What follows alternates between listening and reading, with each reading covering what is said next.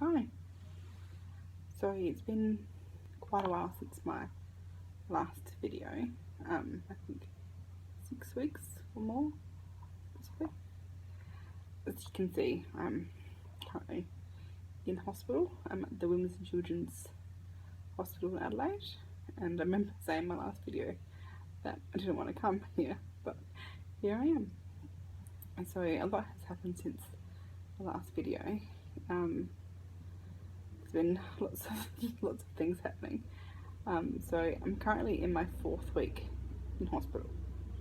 So it's been, today is Tuesday, the 4th of April, and yeah, 4 weeks. So what's happened is that since the previous video we had the scan next week, the Morph scan, and that showed that my cervix was closed but was funneling.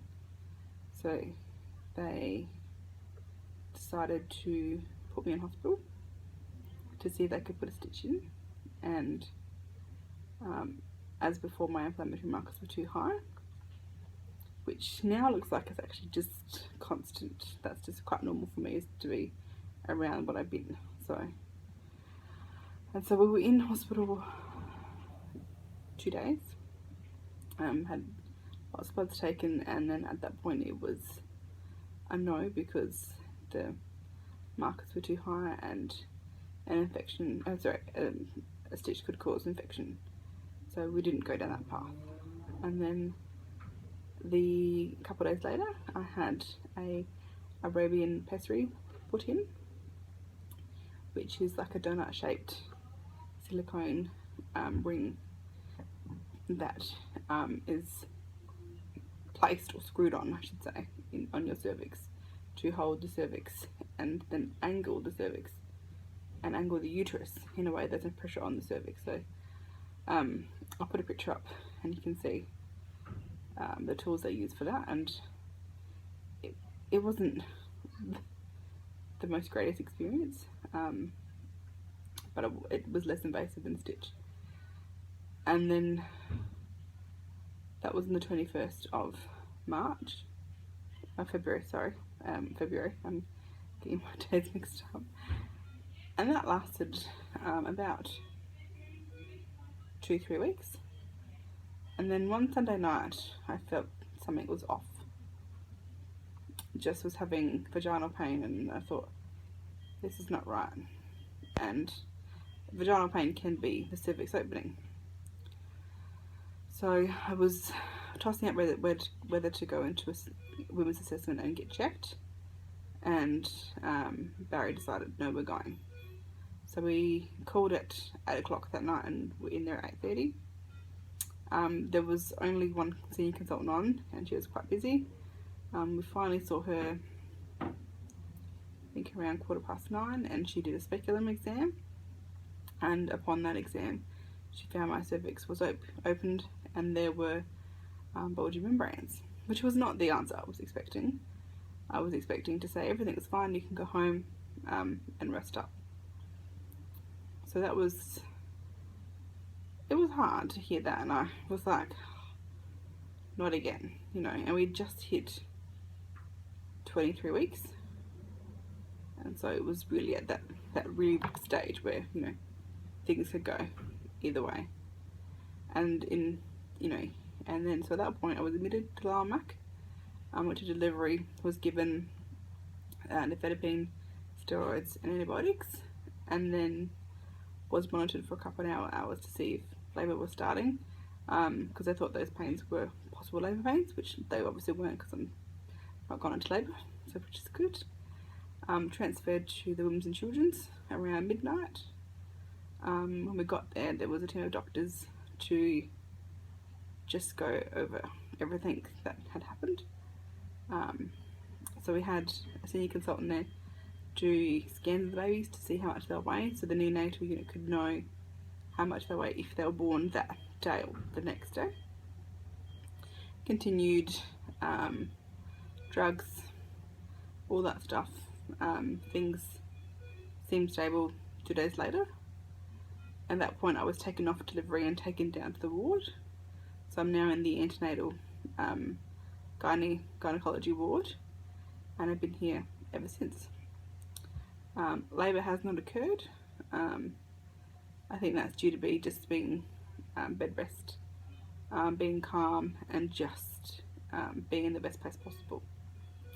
So I'm 26 plus 2 today, which is good. Like, it's the furthest I've been ever in any of my pregnancies, so it's a win for me.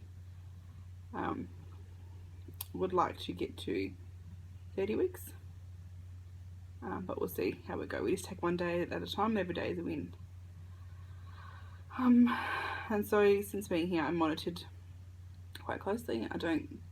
I've stopped all the drugs because everything's stable. So I just take iron because I was a little bit iron deficient, and then I get monitored twice daily, and then we have bloods every 2 days to check for infection, because that's going to be the thing that is the biggest threat is infection at the moment.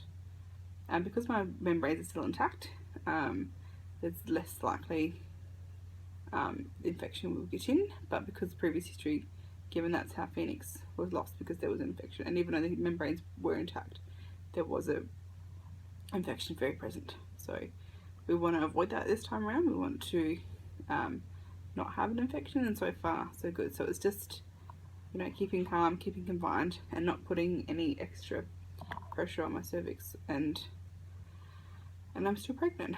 So it's been hard. Bed rest is not as all cracked up to be. You get hip pain, you get back pain, you get pelvic pain. I have to wear TED stockings all the time, which I hate. The room I'm in is quite close to the nursing station. It's quite loud. And after 3 weeks I'm a little bit over it, and I'm a little bit done. And they're putting new bells in which are quite loud. So I'm thinking I'm going to ask soon to move to a different room where it's quieter. I have a single room, which is I'm very lucky to have. Oops. But with twins, that's generally what you get. You get a single room. So Barry's gone back to work. Bless him. He took the first week off just to see what he would happen. We had to post the wedding because of obviously what was going on. We couldn't get married. That was really hard. And so we're supposed to get married this coming Saturday. And obviously we won't be getting married because we're in hospital. But family have still come over, and so we'll get to see them, and that will be lovely to see my family. And we will just get married at a later date and organise that when it comes. And so, yeah. Doctors are happy. So I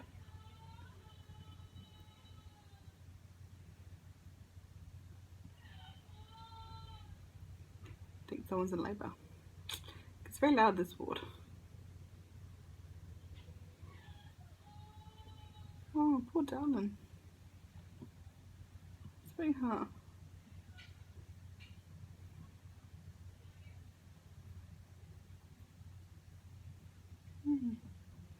Often hear screams if delivery are busy.